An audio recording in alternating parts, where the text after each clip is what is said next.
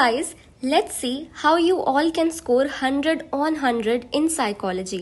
Step by step मैं आपको सब चीज़ बताऊंगी and it will be very very helpful for you all.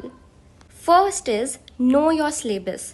It's very important for you all to know what your syllabus is and अब तो new NCERTs आ गई हैं, so there are chapters which are deleted. So this is your psychology syllabus which I have downloaded from the official website of CBSE. अब हमें psychology में पता है theory paper 70 marks का होता है एंड 30 मार्क्स का प्रैक्टिकल होता है. इसमें हमारे 7 चैप्टर्स हैं इन टोटल. पहले हमारे 2 चैप्टर्स और हुआ करते थे which are now entirely deleted, so that is a good news for you all. अब हमारे पास 7 चैप्टर्स हैं जो हमें करने हैं एंड इसमें से 13 जो हमारा फर्स्ट 2 चैप्टर्स हैं दोनों 13 मार्क्स के हैं. हमारा 4th chapter which is psychological disorders 12 mark का है. 3rd chapter and 5th chapter दोनों 9 मार्क्स के हैं एंड देन हमारे 6th chapter and 7th chapter 8 marks का है एंड 6 मार्क का है. तो हम देख सकते हैं कि सबसे ज़्यादा वेटेज हमारी फर्स्ट 2 चैप्टर्स की हैं. They are very very important. Then comes हमारा 4th chapter which is psychological disorders. This chapter is also very important. हम सारे चैप्टर्स कवर करेंगे, बहुत डिटेल में कवर करेंगे, तो it will be very very easy for you all. So after knowing your syllabus the next step is to read NCERT.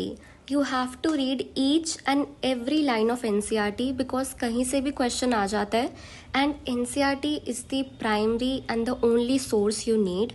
Trust me, NCERT के बाहर कुछ भी नहीं आता है. मैंने पर्सनली कोई भी रेफरेंस बुक यूज़ नहीं करी थी. मैंने सिर्फ NCERT पढ़ी थी, अपने खुद नोट्स NCERT से बनाए थे एंड कुछ भी NCERT से बाहर नहीं आता. After reading comes understanding and understanding के लिए हम यूट्यूब वीडियोस देखेंगे. I am coming up with 1 shot videos of all the 7 chapters. So आपको हर एक कॉन्सेप्ट क्लियर हो जाएगा एंड अंडरस्टैंडिंग आपको हो जाएगी हर एक कॉन्सेप्ट की. तो हमने रीडिंग कर ली, हमने अंडरस्टैंडिंग कर ली. Next step is note making. अब note making is one of the most important step because it sets you up for the exam revision. Exams आने वाले हैं एंड आपको जल्दी से चैप्टर की रिविजन करनी है. आप अपने नोट्स देखोगे एंड आपको जल्दी से सारे टॉपिक्स याद आ जाएंगे. And you have to make your notes very brief. एकदम टू द पॉइंट होने चाहिए, प्रिसाइज होने चाहिए. लंबा लंबा सेंटेंसेस नहीं लिखने, स्टोरीज नहीं लिखनी हमें नोट्स में. टू द पॉइंट लिखना है सब कुछ. Only write down keywords and pointers ताकि आपके नोट्स एकदम प्रिसाइज हो, ब्रीफ हो, टू द पॉइंट हो.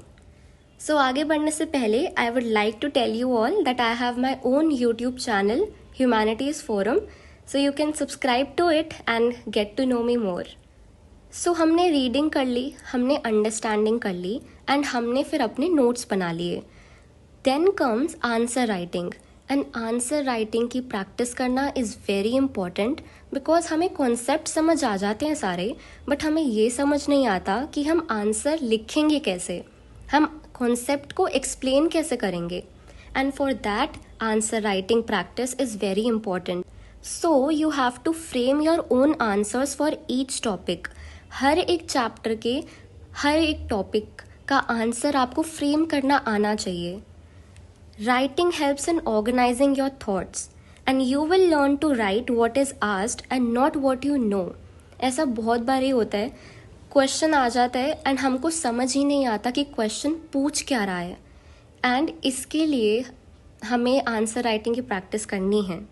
The last step is to attempt previous year questions. अब क्वेश्चंस हर साल रिपीट होके आते हैं, इस साल भी रिपीटेड क्वेश्चंस थे. सो आपको प्रीवियस ईयर क्वेश्चंस अटेम्प्ट करने हैं.